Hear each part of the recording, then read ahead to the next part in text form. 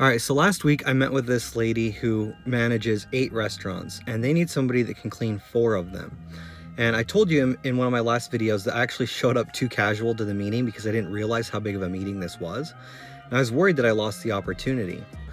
When I found out, like when I went back home and I added up all the numbers, it was about $110,000. And I called the lady to set another appointment. She never followed up with me. So I was a little bit disappointed that I may have lost it. But she actually called me yesterday and we have a meeting set up right now in just a couple of minutes. And so I wanted to take this opportunity and tell you guys how I do my proposals, what goes into the proposals, what the meetings look like, and use a real world situation. Because this job is $110,000. This is important. And so this is the exact way that I am doing this. So you guys will be able to see, a real world example of how business gets done.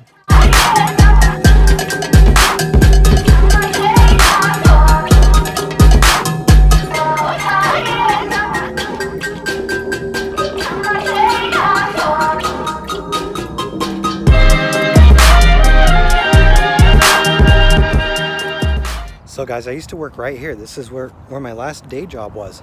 And I was just doing an estimate up the street, and I figured there's probably no better place to film a video about me becoming an entrepreneur and teaching you guys how to be an entrepreneur than the place where I actually quit my last job. There's a cool little walking trail that we're gonna walk down, and basically I'm gonna go over the entire sales process and tell you guys exactly how I get my deals.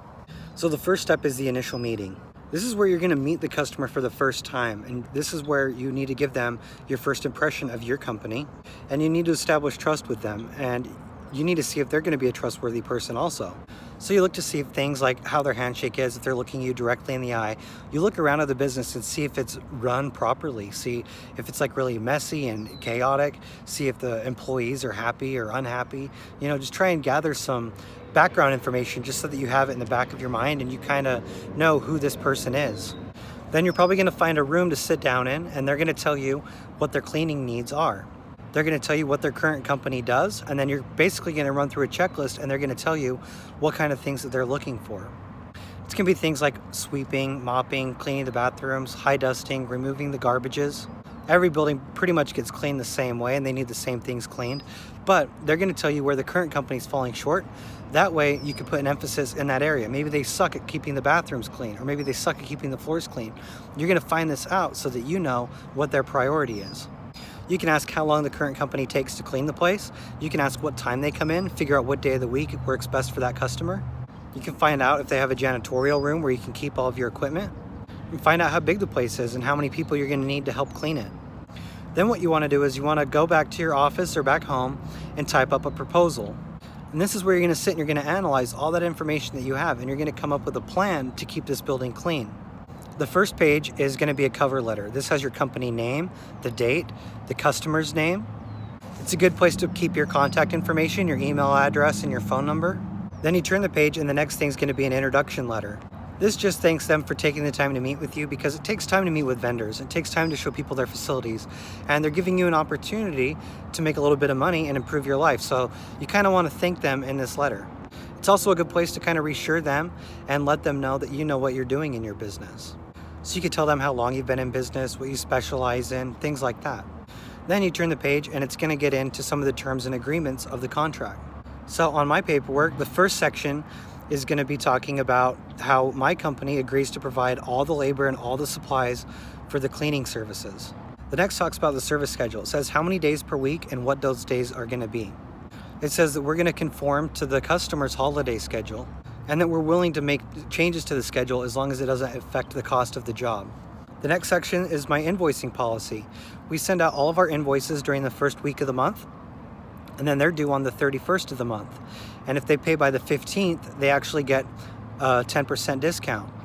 And actually, we send out the invoices at the beginning of the month for the next month. So we get paid for the next month before the month even starts. So right now we're in April, and I've already been paid up until the end of May. This helps to cover any costs that I have, like labor costs and supply costs, and I know I'm gonna get paid up front and I won't get shorted the money.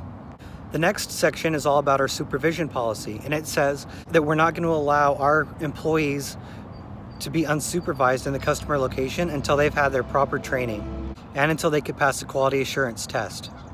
The next part is our supplies agreement.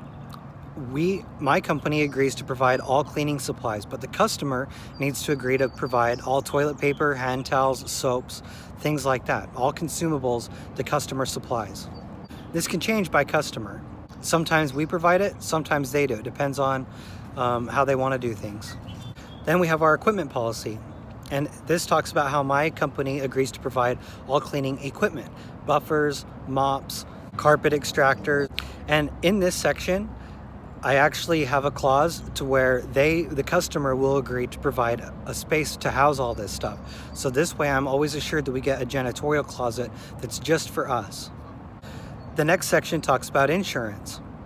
It says that we agree to carry comprehensive general liability, property damage, and workers' compensation. The next section talks about employee status. This basically tells the customer that all of the employees that are on site doing the cleaning are employees of my company, and they're not able to talk with them, they're not able to engage with them. If they need to make any changes to the contract or get any additional work done, that request needs to come in through the office, and they need to treat my staff that's on site like they're my employees, not like they're the customer's employees. The next section is the term of the contract. Most of my contracts are for a 1-year term. Then we have the cancellation policy. On some of my contracts, I'll allow the customer to cancel as long as they give me 30-day written notice. In my mind, there's no worse thing than to be on someone's property and doing work for them when they don't want you to be there. But sometimes this isn't always doable because they might owe you a lot of money, or you might owe them a lot of work and they've already paid you, so you can't just walk away from the contract. So you need to have some type of agreement there. Finally, the last part of the document talks about the tasks that we're going to be completing at each job site. So on this job, I have each page broken down by building. It has the name of the location, their address, and it talks about the hours that we're going to be coming in.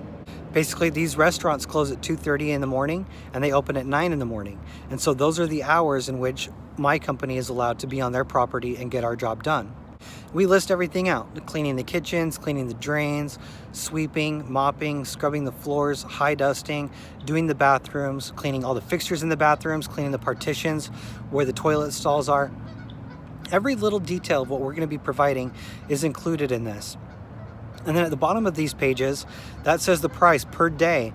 That way they don't see some huge astronomical price and they don't know what they're paying for. You hear those ducks? But they actually can see per day what they're paying for. Then the monthly total will make a little bit more sense. The way I get this total is I figure out what does it cost, how many hours am I going to be on site? What are my costs per day? Then I times that number by 365 days because that's how many days are in a year. Then what you do is you divide that by 12 and that gives you your monthly rate. Because if you just do it, $500 a month or whatever, some months have more days than others. So basically you want to take 365 and then divide that by 12, and that's how you get your monthly rate.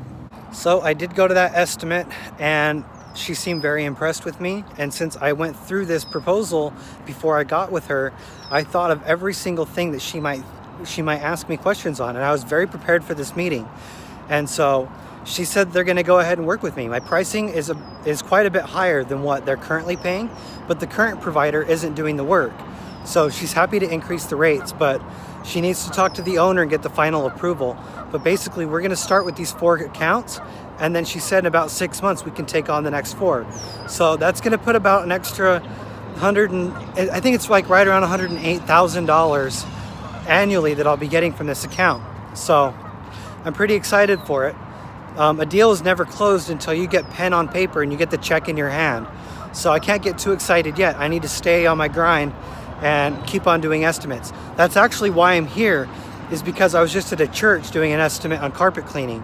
So I didn't go celebrate, I didn't do anything, I didn't stop working, I didn't take the day off, even though I got this big deal.